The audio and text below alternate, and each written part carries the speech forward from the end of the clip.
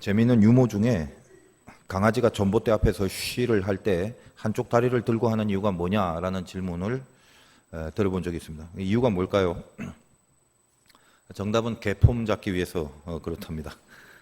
가만히 생각하니까 개도 자기 잘난 멋이 있어야 된다는 말이죠. 하물며 사람도 흔히들 말하듯이 지 잘난 멋에 산다라고 하는데 틀리지 않다고 봐요. 자랑이라는 것을 인간의 본능으로 간주하는 사람들도 있는데 저도 이제 말씀을 준비하면서 내가 자랑할 게 좀 뭐가 있나 세속적인 관점에서 가만히 살펴보니까 어찌 그리 자랑할 게 하나도 없는지 모르겠습니다. 그래서 우리가 나중에 뒤편에 다루겠지만 바울이 자기는 약한 것을 자랑한다라고 고백하는데 도대체 약한 것을 자랑하는 게 뭔가 그 역설적인 자랑이 무엇을 말하는지 그것을 저도 가만히 제 자신을 보니까 뭐 별로 자랑할 것이 거의 없다라는 느낌 속에 바울의 마음이 어떤 건가라는 걸 이게 조금이라도 제가 공감할 수가 있었어요. 자랑한다는 것은 어떻게 보면 자기 자신의 자존감이나 아니면 자신감으로도 연결될 수 있는 부분이고 그것은 우리 삶에 에너지를 주는 게 사실이기 때문에 사실은 뭔가 자랑할 게 있긴 있어야 됩니다. 그러나 바울도 나는 자랑할 게 하나도 없다라고 고백하는 게 아니라 부득불 자랑해야 한다면 내 약한 것을 자랑한다라고 그렇게 이야기를 한 것처럼 오늘도 이 예배를 통해서 그렇다면 우리가 할 수 있는 자랑, 세상과는 다른 우리만의 자랑, 그리고 반드시 해야 될 자랑이 분명히 있다고 보는데 그것이 뭔가라는 것을 생각해 볼 수 있는 시간이 되길 바라요. 우리가 해야 될 자랑은 오늘 이제 읽지는 않았습니다. 사실은 18절까지지만 내용이 좀 많아서 오늘은 11절까지만 다루겠는데 전체적인 그 주제가 되는 요절이 17절, 18절에 있습니다. 17절 보니까 이렇게 되어 있습니다. 자랑하는 자는 주 안에서 자랑할지니라. 이게 바울이 10장을 마무리할 때 마지막으로 정리한 내용이죠. 옳다 인정함을 받는 자는 자기를 칭찬하는 자가 아니요 오직 주께서 칭찬하시는 자니라. 그러니까 우리가 해야 될 자랑은 주 안에서의 자랑이라는 거예요. 이제 앞으로 이걸 설명해 드리겠는데 구체적으로 그럼 주 안에서 자랑이 뭐냐면 18절에 사람의 칭찬이 아니라 주님께서 칭찬하시는 그 내용이 자랑이 되는 거. 내가 자랑하는 내용이 있어야 될 거 아니에요. 근데 그게 뭐냐? 주 안에서의 자랑이다. 그건 뭔데? 주님이 칭찬하시는 어떤 내용을 갖고 있는 거. 이것만이 자랑이 되는 그 자랑을 하고 살아가는 것이 신자다. 이렇게 마무리를 하고 있다는 것입니다. 그래서 오늘은 여기까지 11절까지의 내용을 갖고 주 안에서의 자랑이 뭔지를 한번 살펴보겠는데 여러분 보통 사람들이 자랑하는 걸 한번 잘 들어보십시오. 거의 다 상대적인 것들이죠. 뭐 예를 들면 내가 돈이 많다라고 자랑하는 사람들 아무리 많아봤자 빌 게이트 앞에 가서 어떻게 그 자랑을 할 수 있겠습니까? 그리고 이제 본인이 이쁘다고 생각하는 우리 그 자매님들이나 여자 성도님들 그런 분들은 뭐 저도 안 가봐서 모르겠습니다만 우즈베키스탄 같은 데 가서는 그런 말을 못 한다고 그러죠. 뭐 거기는 김태희 같이 생긴 사람들이 전부 다 뭐 농사 짓고 사는 사람들이다라는 뭐 그런 말을 제가 들었습니다. 뭐 안 가봐서 모르겠지만 그러니까 다 상대적인 거죠. 상대적인 거라는 거는 비교 의식이 늘 같이 따라붙는 개념입니다. 우리가 뭔가 인식할 때 그 인식의 구조의 밑바닥에는 비교 의식이라는 게 있어요. 자, 예를 들면 제가 키가 큽니까? 이렇게 물으면 대부분 크다고 할 거예요. 그런데 만약에 제가 저 미국 NBA 농구팀 앞에 가서 내가 큽니까? 라고 물어보면 뭐 다 웃으면서 이렇게 눈 밑으로 저를 다 깔아보고 있겠죠. 그런데도 여러분들은 제가 키가 크다라는 인식에 다 동의하고 그걸 맞다라고 생각합니다. 그러니 과연 이게 맞는 인식인가? 이것은 어떤 상황, 어떤 시간, 어떤 장소에도 변함없는 불변의 올바른 인식인가? 그건 아니겠죠. 모두 다 가변적입니다. 상대적 비교를 통해서 그렇게 느껴지고 그렇게 인식하는 건데 근데 인간은 어리석게도 어쩌면 금방 변할 수도 있는 이 가변적인 인식에 자기 모든 것을 걸고 살아가는 모양이 됩니다. 그래서 환경과 상황이 변해버리면 자기가 그 변해진 상황 속에서 파악되는 가장 상대적인 것인데도 불구하고 마치 그것이 모든 거인 양 절망하거나 낙담하거나 나가 떨어져 버리는 거죠.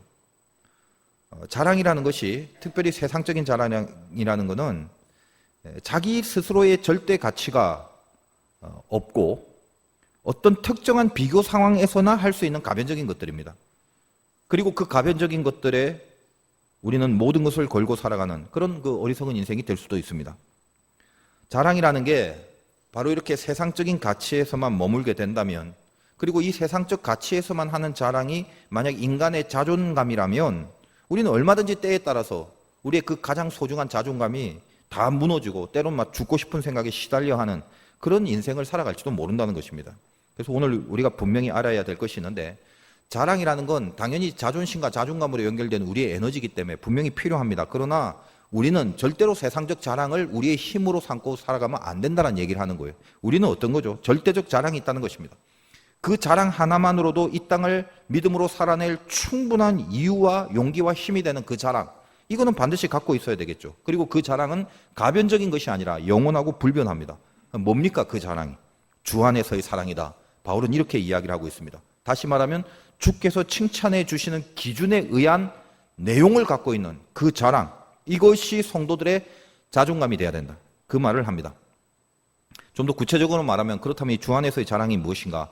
오늘 읽은 본문에 근거하여 한마디로 말하면 그리스도에게 속한 사람이라는 거, 이걸 자랑하고 살라는 것입니다.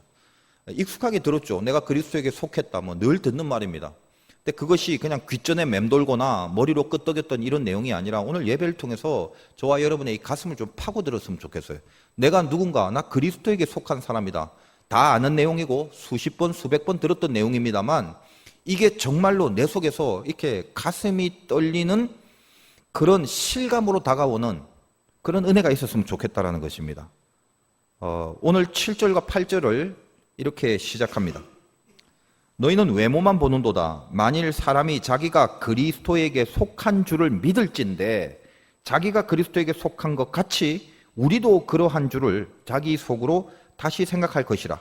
주께서 주신 권세는 너희를 무너뜨리려고 하신 것이 아니요 세우려고 하신 것이니 내가 이에 대하여 지나치게 자랑하여도 부끄럽지 아니하리라. 설명을 해드리겠습니다만 중요한 멘트 두 가지를, 7절은 그리스도에게 속했다, 8절은 세우려고 한다, 이 두 가지를 좀 주목해서 따라와 주시면 됩니다. 자, 여러분은 어디에 속했습니까? 사람이 소속이 있으면 그 소속 때문에 자기 정체가 규명이 되는 것입니다.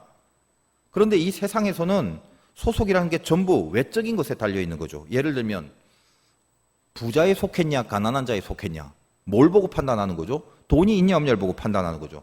권세에 속했냐 아니냐, 어떤 직장에 속했냐, 뭐 어느 회사에 다니냐, 이런 모든 것들, 거기에 자기의 정체성과 세상에서 바라볼 때는 거기에 한 인간의 어떤 존재의 위엄과 가치를 그 보여지는 거기에 두고 있는 거죠. 그건 당연히 다른 사람과의 비교를 통해서 때로는 자랑거리가 될 수도 있고 아닐 수도 있게 됩니다. 그런데 바울은 사실상 그런 관점에서 바라볼 때 그리스도에게 속하기 전 예수 믿는 사람을 핍박하는 그 상태에 있어서는 오히려 세상에서는 가장 높은 곳에 있었던 사람입니다. 바리새인 중에 바리새인이요, 산헤드린의 공의회 회원이요, 가말리엘 교수 밑에서 수학을 한 사람이고, 쉽게 말하면 오늘날로 본다면 뭐 서울대 출신의 고급 공직자의 학력과 권세와 포지션, 이게 지고로 높은 사람이었지만 그가 그리스도에게 속한 후에 그 모든 것을, 세상에서는 비교적 상대성을 갖고 가장 우위에 둘 만한 그 모든 내용들을 그리스도께 자기가 속한다면 다 배설물로 여겼다라고 고백하고 있다는 거예요.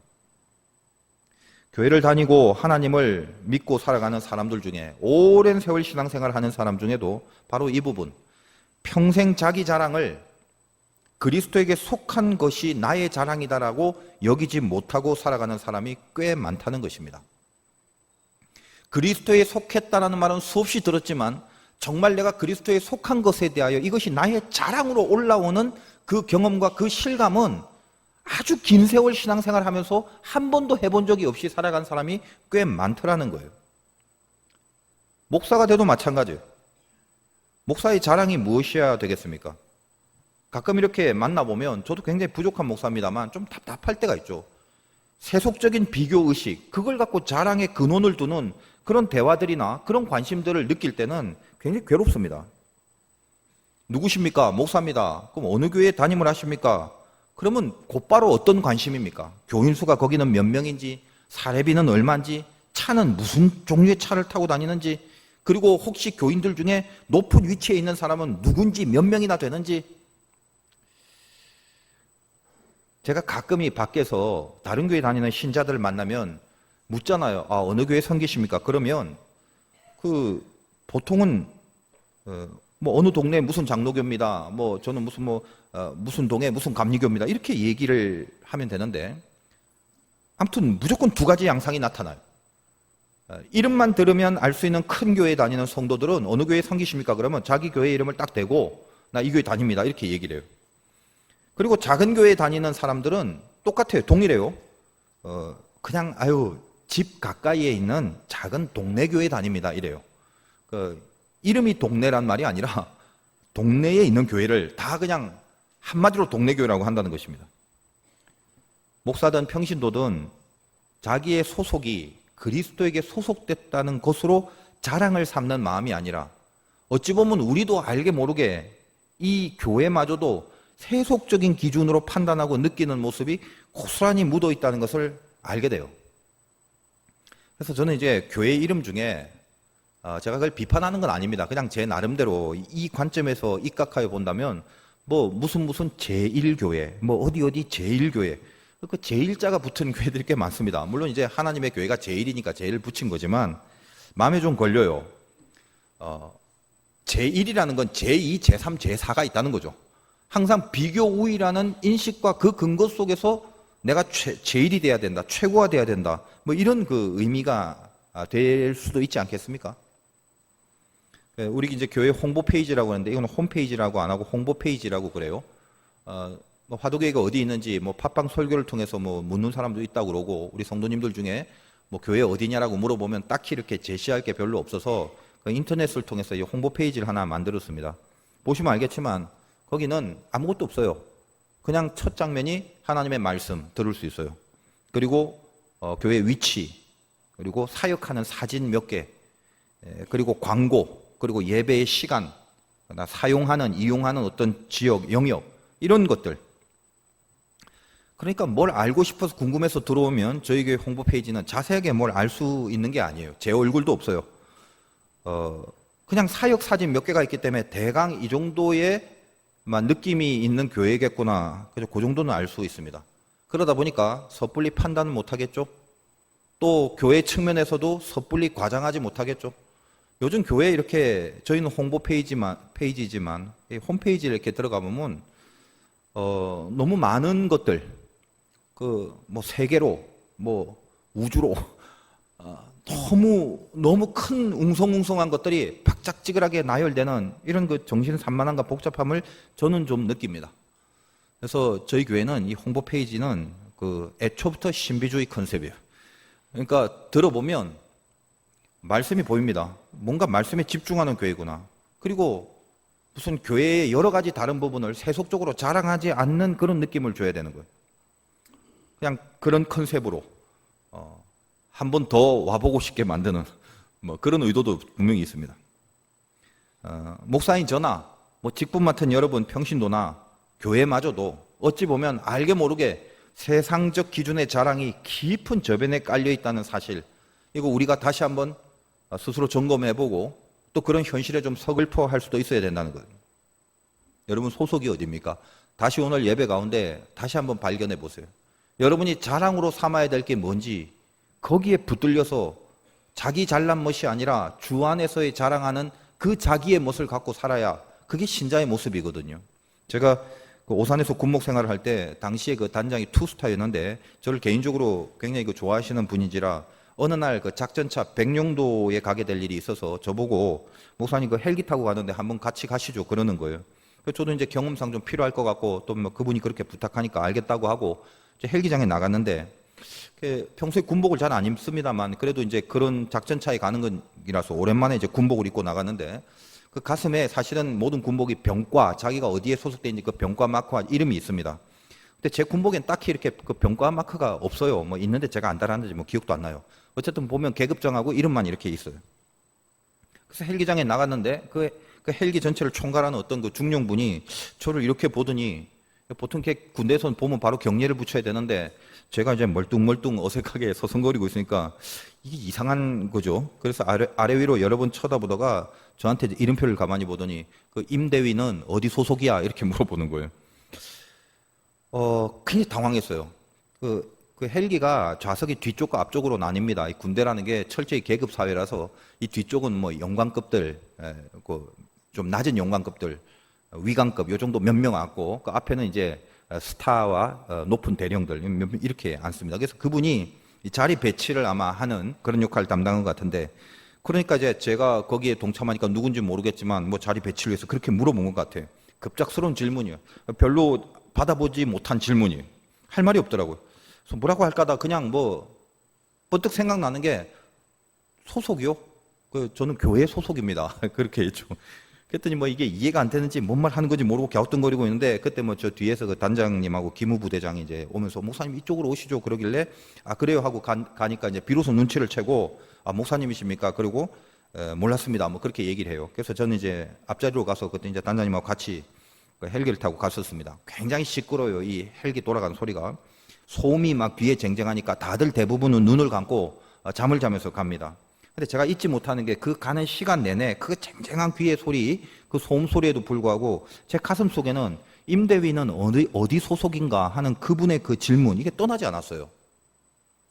나는 어디 소속이지? 다음에 이 질문을 받으면 어떻게 말해야 좀 군인답게 말하는 거지? 기타 등등. 그리고 본질적으로 내가 정말 어디 소속인가에 대하여 어떤 영적인 성찰이 일어나는 그런 경험을 했습니다.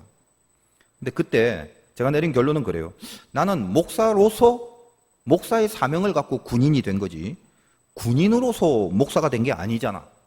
그런 깨달음이 있었고, 그 후로는 내심, 저만 쓰는 용어인데 저는 저 자신을 군목으로 살지 말고 목군으로 살자, 이런 마음을 품었어요. 여러분 차이가 뭔지 아세요? 군목 이러면 군인이 먼저죠. 모든 관심과 초점이 군인이라는 소속으로 몰아가게 됩니다. 그렇다면 군인의 생명은 계급이에요. 그러므로 모든 관심과 초점이 군인 소속이다라는 것에 중점을 두고 있으면 이 진급에 대하여 절대 가치와 절대 목표를 둔 사역을 아마 하게 될 것입니다. 그러나 목군으로 생각하면 목사로서의 절대 가치와 목표를 두고 사역을 하기 때문에 그때는 내가 맡고 있는 군인들의 영혼 구원이 가장 중요한 사역으로, 가장 중요한 나의 가치로 다가오게 되는 거죠. 상당히 근본적인 차이가 있게 되는 것입니다. 내가 어디 소속인가가 분명해질 때 비로소 내 할 일이 뭔지, 내 목표가 뭔지 그 무거운 중심이 잡혀질 수 있다는 것입니다. 여러분 사실 이 복잡한 현대 사회를 살아가면서 뭐 이 중엔 젊은이들도 있겠지만 뭘 해야 될지 헷갈리는 사람, 또 뭘 하다가도 중간에 그만두고 또 다른 걸 할 때 또 뭘 해야 될는지 여러 가지로 방황하고 고민 많이 하는 사람들이 있죠. 물론 고민해야 될 중요한 문제이긴 합니다만 중요한 것은 무엇입니까? 이것을 세상의 자랑거리라는 기준으로 어떤 세상에 어디에 소속돼야 될 것인가, 어디에 세상의 소속을 위하고 목표를 향하여 할 것인가를 고민하다가는 한도 끝도 없는 방황 속에 빠집니다. 예수 믿는 사람들이 첫 번째 해야 될 게 뭐냐면 근본의 소속을 분명히 챙겨야 되죠. 내가 어디 소속인가? 말씀드렸다시피 그리스도에게 소속되어 있는 그리스도에 속한 사람이라는 정체와 신분으로 출발하지 않는 한 깊은 무게중심의 인생을 살아갈 수 없다는 것을 명심하셔야 됩니다. 여러분이 지금 이 세상의 현실과 현장 안에 있습니다. 자, 다시 어디에 소속이 되었습니까? 그것이 자랑할 수 있는 내용이 될 수 있겠습니까? 어디 소속이 됐죠? 좋은 직장에 소속됐습니까? 연봉 많은 회사에 소속돼 있습니까? 권세 있는, 권세 높은 집단에 소속돼 있습니까? 그런 것들이 뭐 하등 중요하지 않다는 건 절대 아닙니다. 그러나 예수 믿는 사람이라면 내가 자랑할 수 있는 내용이 그렇게 세상적인 소속의 틀이 아니라 내 정체가 과연 그것에 의해서 결정되는 가치인지 한번 생각해 보세요. 세상에 어디 속한 것이 내 존재의 가치인지. 본문에 자랑하다라는 단어가 쓰이지 않습니까? 17절에 자랑하는 자는 주 안에서 자랑할지니라. 이 자랑, 헬라어로는 카우카우마이라고 하는데 이 말은 굉장히 귀한 뜻이 있습니다. 간절히 원한다라는 게 유코마이라는 단어, 그 유코마이라는 단어가 합성되어 있는 말이에요. 다시 말해서 자랑이란 말 안에는 간절히 원하는 내용이 있습니다. 간절히 원하는 건 뭐냐면 내가 원하는 게 아니라 이 헬라어 단어 안에 하나님이 나를 향해 간절히 원하시는 하나님의 소원이 반영된 단어, 이게 자랑이라는 거예요. 그러므로 진짜 자랑은 뭐래요? 이 자랑 속에 하나님이 나를 향하여 간절히 원하시는 소원이 반영되어 있는 거예요. 이게 참된 자랑이란 말이죠. 그게 카우카우마이, 그 말입니다.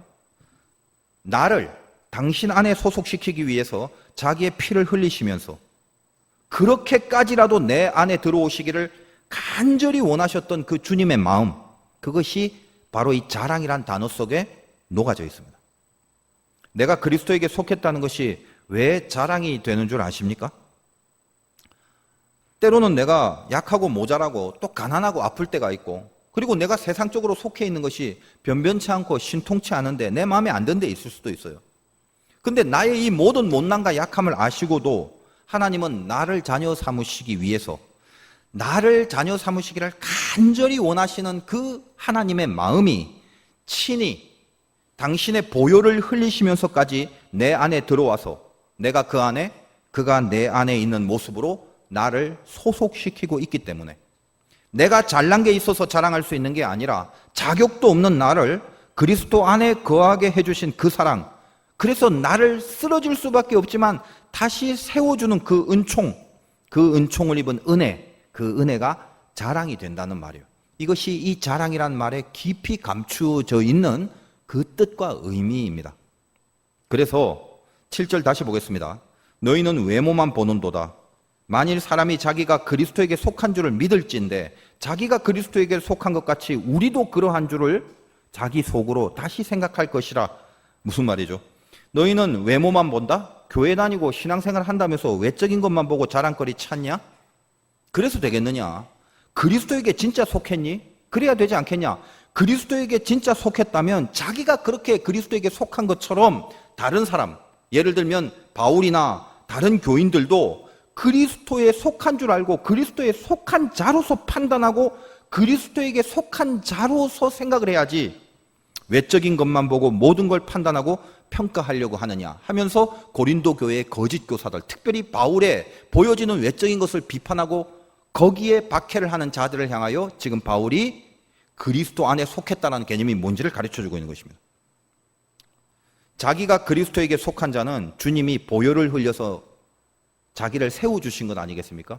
여러분이 그리스도 안에 대낮게나 속할 수는 없겠죠. 그분이 내 안에 아무렇지도 않게 들어올 수 없겠죠. 이 더러운 내 안에 그분이 어떻게 들어옵니까? 우리가 그분 안에 어떻게 갇힐 수 있겠습니까? 우리같이 죄 많고 더러운 자가. 근데 그것을 가능하게 하시기 위하여 주님이 친히 그의 보혈을 우리에게 흘려주셨죠. 그래서 우리는 그 보혈의 능력으로 내가 하나님 안에 속하게 되며 내가 세워지는 것입니다.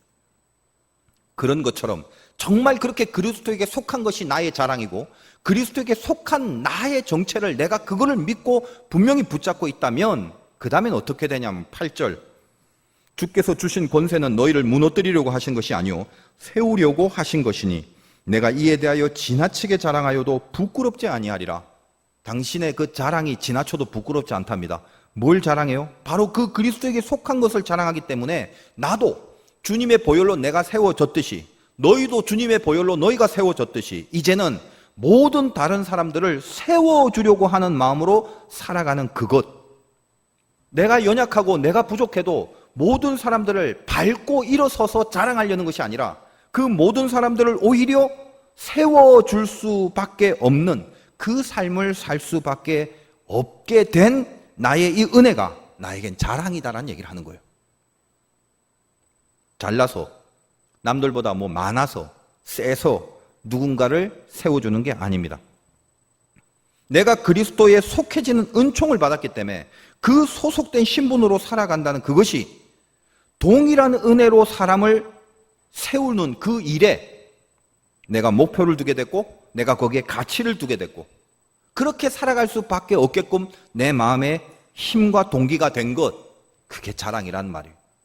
나를 향한 하나님의 간절한 소원이 그 자랑이란 단어 안에 있듯이 나도 동일하게 다른 사람을 세우려는 간절한 소원이 생겨지는 삶을 사는 것, 그리스도에게 소속됨이 분명해지니까 당신이 해야 될 것이, 내가 뭘 해야 될 것도 분명해지더라라는 것입니다. 세상 자랑은 남을 밟아야 가능한 거죠. 그리고 남을 밟는 논리 위에 자기의 자랑이 세워지는 거죠. 주 안에서의 자랑이 뭔지 아십니까? 남을 세울 수 있는 수준이 되고 그럴 수밖에 없는 내 자신이 왜 그렇게 됐는가를 알고 그리스도에게 속한 것이 그렇게 자랑스럽게 되는 거예요. 고린도전서에 보면 사랑장을 다루었습니다. 사랑은 오래 참고로부터 시작하여 쭉 사랑에 대한 정의를 내리고 있는데 그 중간에 사랑은 시기하지 않고 자랑하지 않고 교만하지 않는다. 이 트리플 콤보인데 그냥 막연하게 적은 게 아니에요. 자랑하지 않는다는 말이 있죠. 사랑은. 오늘도 주 안에서의 자랑만 하라고 한 것처럼 세상적 자랑하지 말랍니다. 사랑이라는 건 세상적 자랑하는 게 아니죠. 근데 이 자랑은 그 앞에 뭐가 있냐? 시기하지 않고 시기가 자랑 앞에 있습니다. 다시 말하여 어떤 사람이 자랑부터 하는 게 아니에요. 항상 자랑하는 사람, 세상적인 자랑을 하는 사람은 그 앞에 뭐가 있다? 시기의 심리가 있습니다. 시기 다음에 자랑이 오고 자랑 다음에 그것이 교만으로 간다. 그래서 사랑은 쭉 가다가 시기하지 않고 자랑하지 않고 교만하지 않는다라고 흐름을 끌고 가고 있는 장면을 고린도전서 13장에서 우리는 읽어볼 수가 있습니다. 시기가 뭐예요? 누군가를 비교하여 비교적 누가 더 위에 있는가를 따지는 마음, 그게 있을 때 시기라는 게 생긴단 말이죠. 어떤 대상도 없고 비교할 사람도 없는데 시기가 생기진 않아요. 자랑하기 전에 시기는 결국 대상보다 더 위에 있겠다라는 것을, 그거를 바라보는 관점이죠. 시기는 자기를 상대적 가치 위에 놓고 판단하는 결론입니다. 결국 누군가의 그 위쪽을 점유하려고 자기 자랑을 하게 되고, 시기가 자랑으로 가게 되면 그 자랑은 결국 교만으로 귀결되는데, 이 교만이라는 단어가 후페레파노스라는 헬라어를 씁니다. 원뜻은 풍선처럼 부풀어 오른다는 거예요. 자랑하다 보면 결국 어떻습니까? 사실 그대로의 문제보다 더 부풀린 자리에 가게 되죠. 모든 세상 자랑의 특성은 뭐다? 부풀림이 있는 거예요. 그래서 이 부풀림이 교만을 낳게 됩니다. 교만의 원뜻이 부풀림이란 말이에요. 자랑이라는 게 시기에서 나와서 교만으로 간다고 그랬습니다. 시기에서 나왔기 때문에 주 안에서의 자랑이 아니라 세상적인 자랑들은 사람을 보는 인간관이 절대로 올바로 되어지지 않습니다. 왜요? 제가 예전에 시기라는 것에 대한 설교를 좀 했는데, 시기는 자기 열등감에서부터 나오거나 혹은 반대로 자기 우월감에서도 시기는 나옵니다. 이건 아주 악한 마음이에요. 보통 우리가 시기한다는 걸 대수롭지 않게 생각하는데 이건 굉장히 깊숙한 죄성입니다. 왜냐하면 강력한 자가 시퍼렇게 살아있는 자가 바로 이 시기의 악한 마음을 갖고 있기 때문에 그래요. 자기 열등감은 어떤 겁니까? 상대가 자기보다 높아 있는 것을 절대로 허용하지 않으려는 심리가 작용하는 것이고, 그러니까 시기가 나오는 거고, 반대로 자기 우월감은 어때요? 상대방이 지금은 내가 우월하지만 언젠가 혹시 자기를 올라설 수 있다는 불안의 심리를 갖고 있기 때문에 두 경우 다 시기심이 생겨지는 것입니다. 바로 이 시기심으로 인하여 자랑하게 되는 사람들은 결국 어떤 거죠? 모든 인간을 어떻게 바라봅니까? 나를 높이 대우해 주는 대상으로만 규명을 하죠. 그래서 시기와 함께 자랑하는 사람은 그 사람의 인간관이라는 건 뭡니까? 어떤 사람을 세우려는 마음은 하나도 없어요. 나 외에 다른 사람을 세우고자 하는 마음은 다 소멸돼 버린 상태로 그냥 전락해 버립니다. 뭐밖에 없어요? 인간이라는 것은 나를 대우해주고 내 말을 따라주고 나를 높이 평가해주는 사람만이 자기에게는 다른 인간으로서의 가치가 있는 거예요.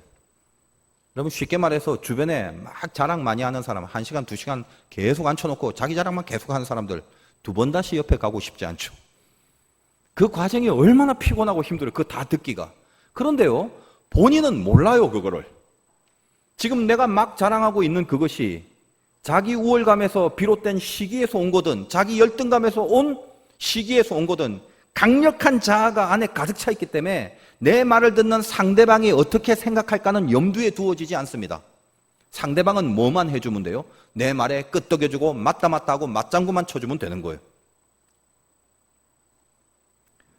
여기에 주님이 어디 있겠습니까? 여기에 그리스도에 속한 것에 대한 자랑이 어떻게 생길 수 있겠습니까? 우리는 오늘 말씀처럼 사람을 세우려고 하는 사람이죠. 내가 그리스도에 속해 있다는 자랑이 가득 차버리면 나 외에 다른 사람은 내가 세우려고 하는 사람이고, 다른 사람들을 세우려고 하는 그 마음이 드는 순간 왠지 즐거움과 기쁨과 묵직한 보람이 느껴지는 거예요. 거기에 대한 새로운 가치에 붙들리는 인생을 살아가는 거거든요.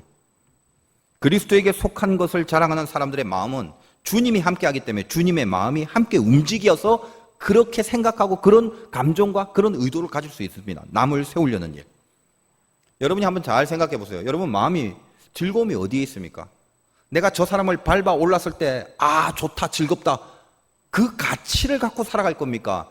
아니면 쓰러진 나를 그분이 나를 향하여 흘리신 보혈로 내가 그분으로 인하여 세워졌기 때문에 내가 그분의 마음과 함께 살기 때문에 내가 어떤 사람을 볼 때 내가 비록 열악하고 부족함이 많다 할지라도 저 사람을 세우는 일이 나에게는 뿌듯한 가치와 보람과 행복과 기쁨이 되는 두 가지 중에 과연 어떤 겁니까? 여러분이 정말 그리스도에 속한 사람이라면 판별할 수 있어야 됩니다. 어디에 속했는지 분명히 따져야 됩니다. 저는 아직 전자인데요. 그러면 가슴을 치며 애통해 하시고 다시 사람을 세우는 일이 나의 기쁨과 보람과 가치로 바뀌어지는 노력을 하셔야 돼요. 9절을 읽겠습니다. 이는 내가 편지들로 너희를 놀라게 하려는 것 같이 생각하지 않게 함이라. 편지는 많은 질책이 있었습니다. 우리가 사도 바울에 대한 이야기를 계속 다루어 왔는데 고린도 교회를 향하여 이것저것 질책을 했지만 그 질책이 놀라게 하려 하는 것이 아니다. 이 말은 뭐냐면 어떤 충격과 고민을 주고 큰일 났다라고 하는 그런 두려운 마음만 주려고 한 게 아니다 이 말이에요. 사도 바울이 그리스도에게 속했기 때문에 그가 어떤 마음을 갖고 있냐면 내가 이렇게 많은 내용으로 너희들 질책하는 것 같지만 목표는 너희들을 온전한 신자로 세워주고 싶은 마음으로 쓴 편지라는 걸 알아달라. 이렇게 연결이 되는 거죠. 그런데 고린도 교회에서 사도 바울을 박해하고 비방했던 거짓 교사들은 어떤 의도를 갖고 있냐면 10절에 그들의 말이라는 건 거짓 교사들을 중심한 말입니다. 그의 편지들은 무게가 있고 힘이 있으나 그가 몸으로 대할 때는 약하고 그 말도 시원하지 않다 하니 이런 사람은 우리가 떠나 있을 때의 편지들로 말하는 것과 함께 있을 때에 행하는 일이 같은 것임을 알지라. 자, 이 말에 그 배경이 좀 있습니다. 바울은 전해 내려오는 이야기가 그 외모가 형편이 없다고 그래요. 뭐 코가 매부리 코에 뭐 대머리에 다리는 휘어졌고 눈썹은 두 개가 맞닿아 있고 키는 단신이고 뭐 이런 거. 물론 이제 외경에 전해지는 그런 내용이라서 뭐 그게 맞냐 틀리냐 사실 중요한 건 아닙니다. 그러나 오늘 성경 속에서 곳곳에 좀 멘트를 근거한다면 외적으로 좋은 모습은 아니었다 정도로 추정을 합니다. 더군다나 사도 바울은 스스로가 내가 말에 조라다라는 표현을 함으로 지금 저들이 비방했던 사도 바울이 편지나 글은 잘 쓰는데 말할 때 사람 대면에서 말할 때 보면 신통치 않아. 그것은 어느 정도 현실인 것 같아요. 왜냐하면 당시에는 이 헬레니즘 시대에 수사학 옛날에는 쉽게 말하면 농담 삼아 말하면 웅변 학원들이 굉장히 많았어요. 그러니까 웬만한 중견 남자들은 어디 대중 앞에 나가서 현란한 궤변으로 현란하게 수사학이라는 게 웅변학이거든요. 말을 잘하지 못하면 안 되는, 그러니까 말빨이 좋아야 되는 정서 속에 그 시대적 풍조 속에 살았던 배경입니다. 그러니 사람들이 바라볼 때 뭔가 이렇게 현란한 이런 얘기를 해야 되는데 사도 바울을 보면 늘 이렇게 말빨이 별로 안 좋았던 것 같아요. 그래서 사도행전 같은 데 보면 사도 바울이 길게 설교하니까 그 유두고란 청년이 듣다 졸려갖고 창가에서 떨어져서 죽다 살아난 그런 우린 경험을 간접적으로 또 알 수 있습니다. 그런데 바울은 그렇게 자기 자신의 외모로 평가하고 그걸 공격하는 자들을 향해서 자, 생각 좀 해줘라. 내가 지금 글로 쓴 내용과 또 내 외모가 이렇게 빼어나지 않고 그리고 말주변이 없다. 치자. 근데 너희는 그런 모습으로 사람을 평가하면 안 되지 않냐. 내가 너희들에게 글로 쓴 내용이 있는데 그 내용의 말씀처럼 실제로 내가 내 삶을 통해서 행하고 있는 게 내가 한 말과 내 행함이 다르지 않다는 걸 너희들이 보아왔지 않냐.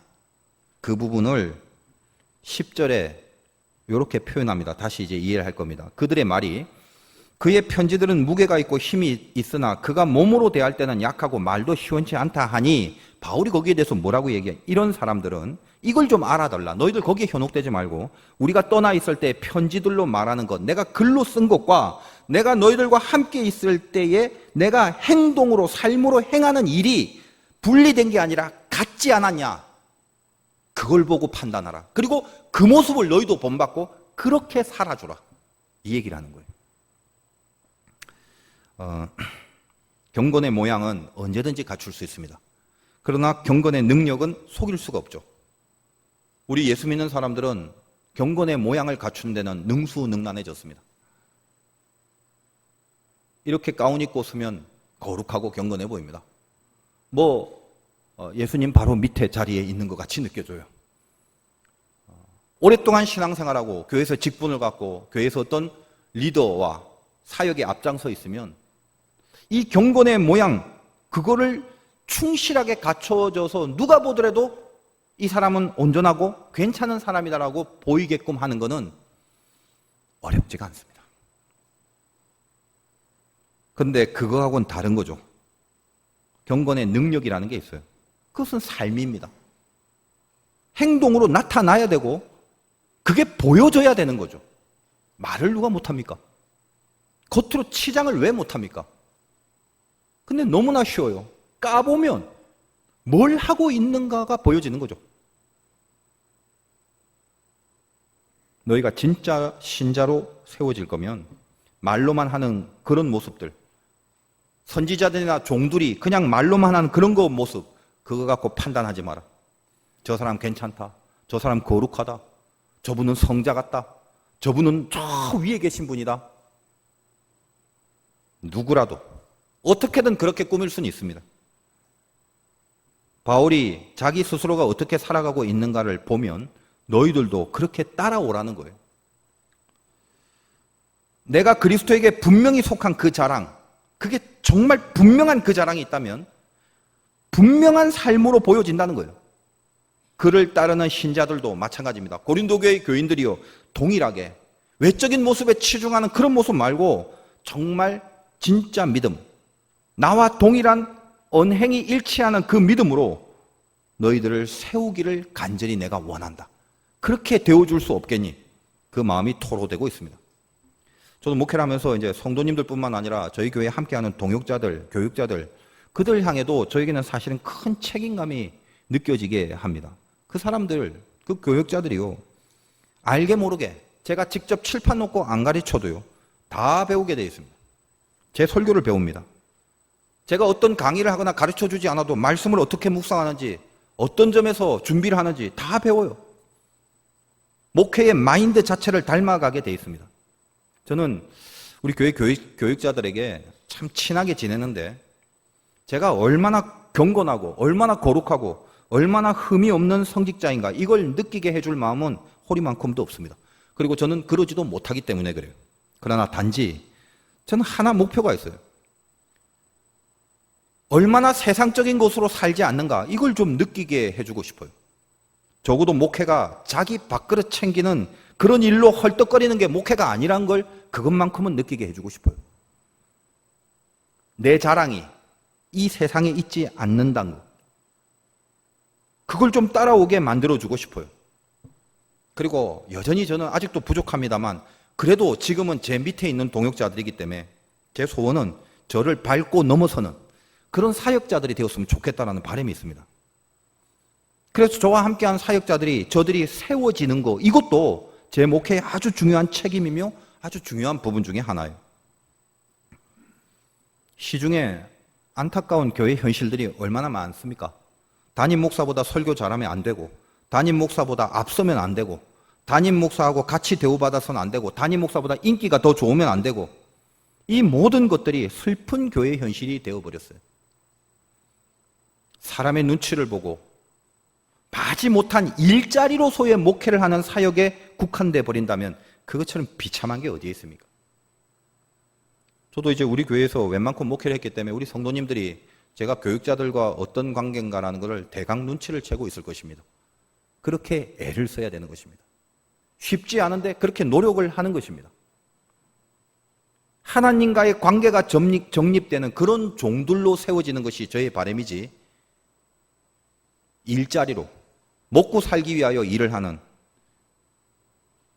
그 모습을 넘어서게 되는 그런 사역자가 되기를 소망하는 마음이 있다는 거죠. 우리 교회 그 출신들의 목사 전도사님들이 이제는 좀 몇 명 이렇게 생기니까 그들이 이제 모여서 저에게 목사님 그 좀 가끔 이렇게 만나는 모임을 좀 갖다고 그래요. 그래서 이제 이름도 그 화도교회 사역자의 모임, 사역자 출신의 모임, 줄여서 화사모 이래갖고 뭐 하나 만들었어요. 아주 가끔 한 번씩 모입니다. 그러면 근황을 물어보죠. 근데 같이 사역할 때는 몰랐었는데 이제 여기서 나가서 저를 떠나서 다른 사역지에서 사역하는 모습을 이게 소문으로 전해 듣거나 뭐 누굴 통해서 혹은 직접 이렇게 들으면 너무 잘하는 거예요. 그냥 저보다 더 귀하고 그냥 하는 말이 아닙니다. 저보다 훨씬 뜨겁고 저는 우리 교육자들에게 내 낙이 뭐냐라고 물으면 저는 항상 한마디 똑같아요. 구령열이거든요. 구령열. 영혼 구원에 대해서 더 깊은 마음을 가지고 뛰고 있다는 걸 제가 느끼게 됩니다. 그러면 그걸 가만히 보면요, 이게 마음이 굉장히 흐뭇해져요.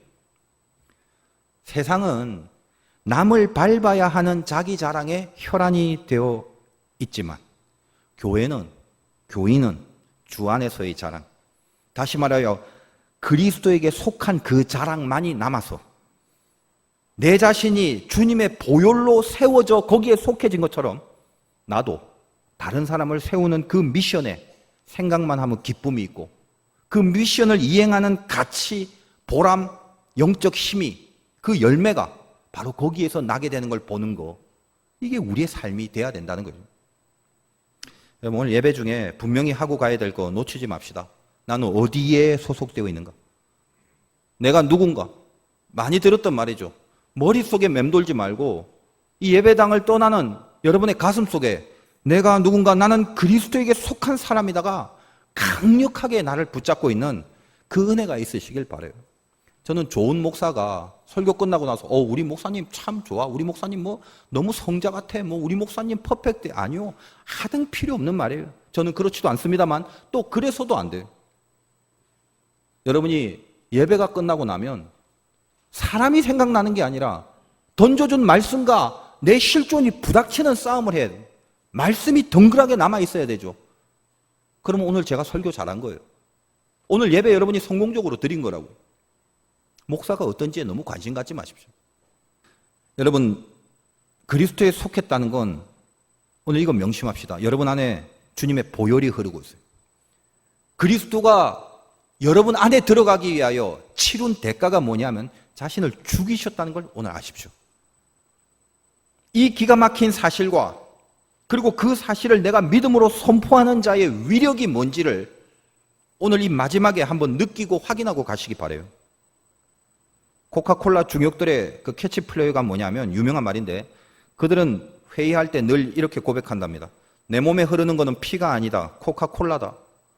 얼마나 멋있는지 몰라요. 얼마나 은혜가 되는지 몰라요. 우리 안에 흐르는 게 있습니다. 뭐라고요? 주님의 보혈이에요. 이 중에는 이 말을 하면 난 아직 믿음이 없는데 나는 아니겠지, 그러고 앉아있는 사람이 있을 수도 있습니다. 근데 여러분 명심하세요. 이해는 합니다만 여러분이 이 주일날 나온 발걸음은 여러분 스스로의 발로 움직여졌다고 생각하지만 아니올시다예요.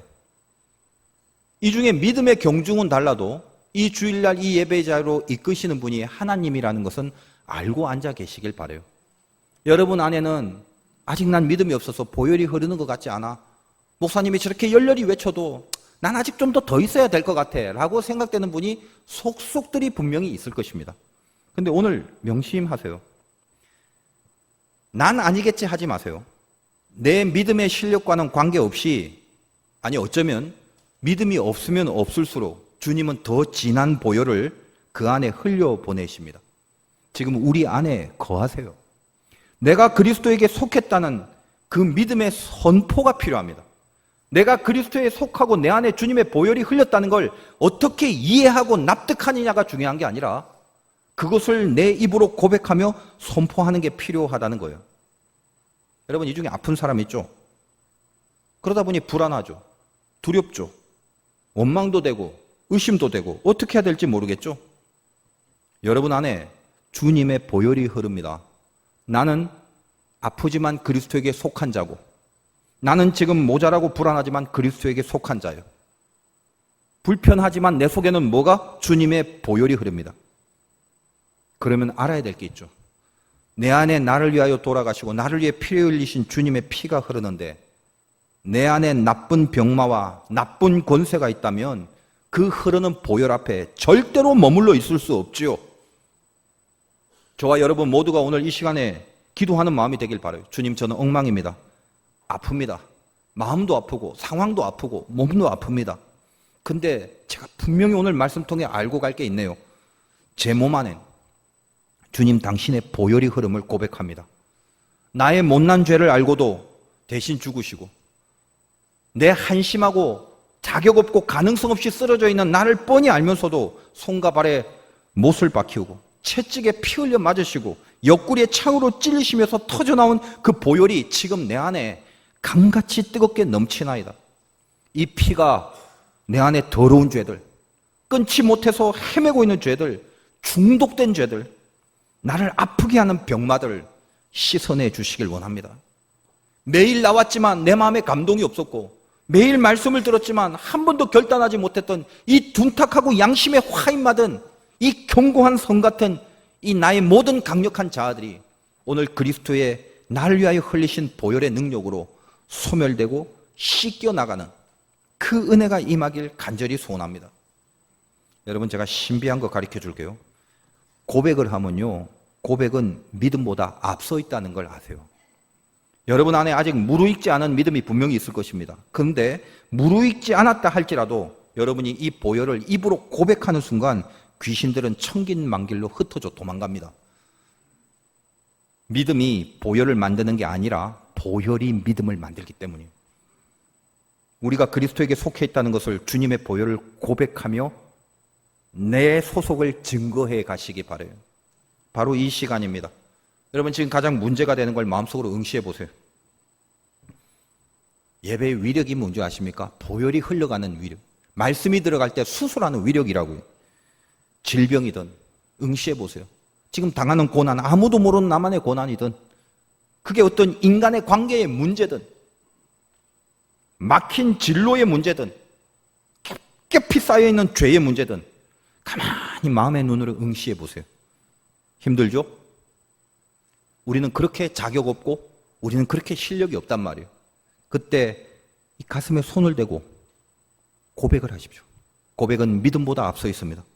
주님의 보혈이 뜨겁게 흐르고 있음을 믿습니다. 나는 그리스도에 속한 사람이고 내 안에는 오히려 더 못났기 때문에 더 진한 주님의 피가 뜨겁게 지금 나를 향해 흐르고 있습니다. 나의 못남을 위하여 주님 못 박혀 돌아가시고 나의 못남을 위하여 피 흘려 죽으셨고 그 피가 내 안에 흘러 넘칩니다. 저는 그리스도께 속한 사람입니다. 그것만이 나의 자랑입니다. 주 안에서의 이 나의 자랑을 주님 제발 지켜주세요. 내 안에 주님을 자랑할 수 있는 모습이 되기를 바랍니다. 이 기도요. 그 고백이요. 내 안에 보혈이 바로 그 보혈 때문에 그 보혈이 나를 승리케 했다는 간증, 그것이 어떤 것과도 바꿀 수 없는, 세상의 그 어떤 자랑도 따라올 수 없는 나만의 주 안에서의 자랑이 될 수 있게 살아주시는 것, 그것이 주님의 마음일 것입니다. 승리하시기를 주님의 이름으로 축원드립니다.